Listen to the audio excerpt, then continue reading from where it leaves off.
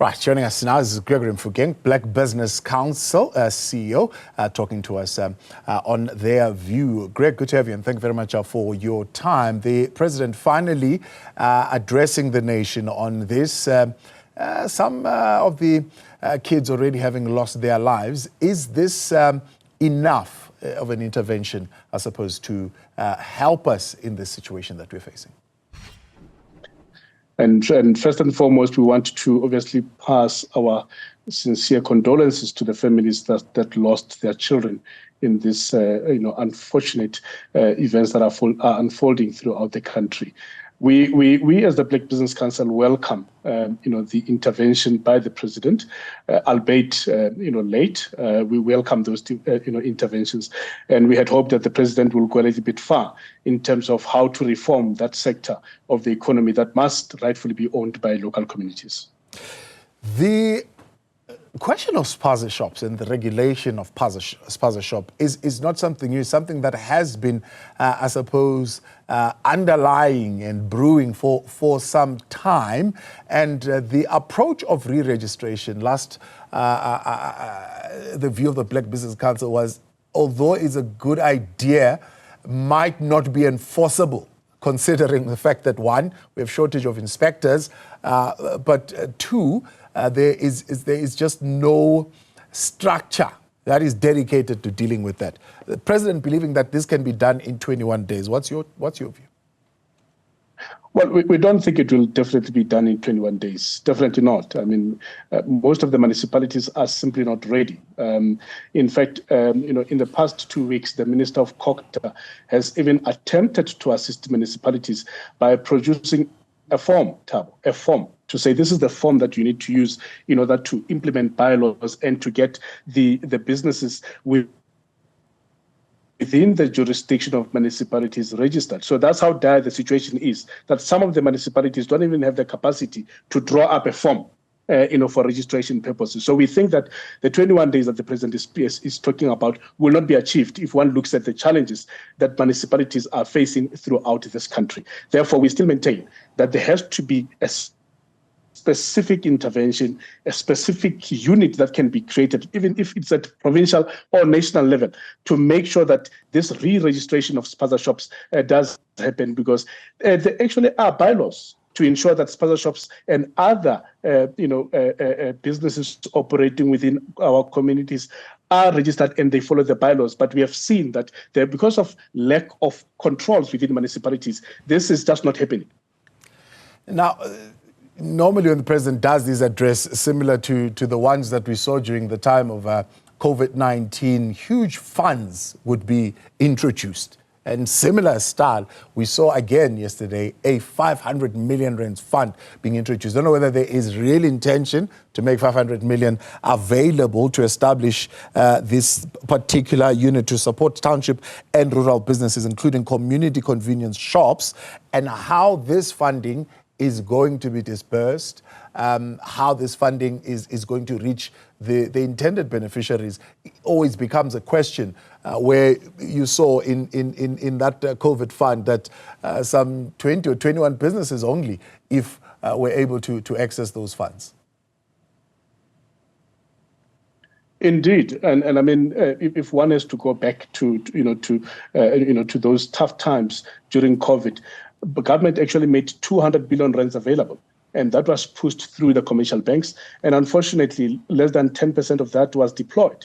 And I can tell you now that the banks have not come forward as to who those beneficiaries are, and we doubt if any of the township economies actually benefited from those funds. If you look at the statement, yesterday by the president, he has obviously commissioned 2 departments to make sure that this funding is available. That is the Department of Trade, Industry and Competition, as well as Department of Small Business Development.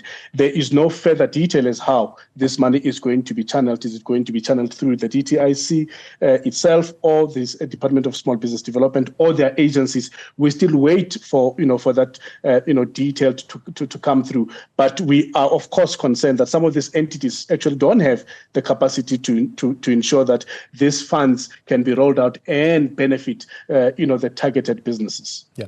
Have you looked at this sector as the Black Business Council, the Spaza shop sector, or the informal traders, if you like, or community convenience shops is the word that they're using here.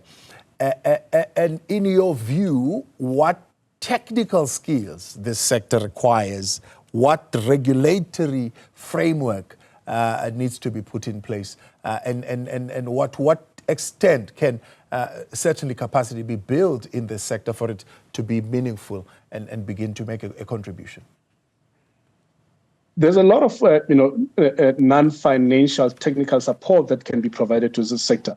I think, we all know that Spaza shops have been a feature of our communities for the longest time. However, if you look at in the past and currently, they are facing different, challenges. Now we've got shopping malls moving into the townships and so on. Therefore, you need them to reform. You need them to be capacitated in order to compete with some of the businesses that are now coming into the townships. So they do need to be trained in how to run their businesses. They need to be trained in how to control the finances, how to stock, and so on and so forth. So yes, there are technical skills that are required, and people should rightfully be trained, in those areas. And we do have pockets of funding lying with different agencies under government to train our people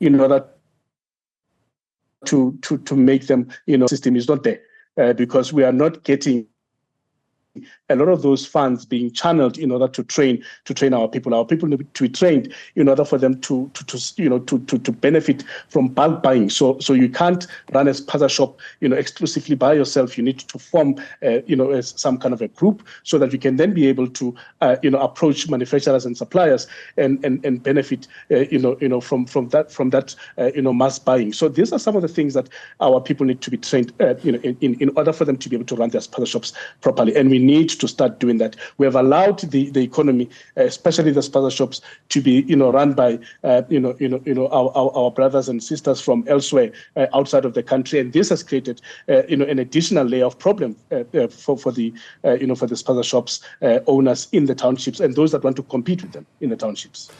The question of non-compliance, of course, the president wanting to emphasize that it extends, I suppose, beyond the convenient stores that are operating in the townships. He says general dealers.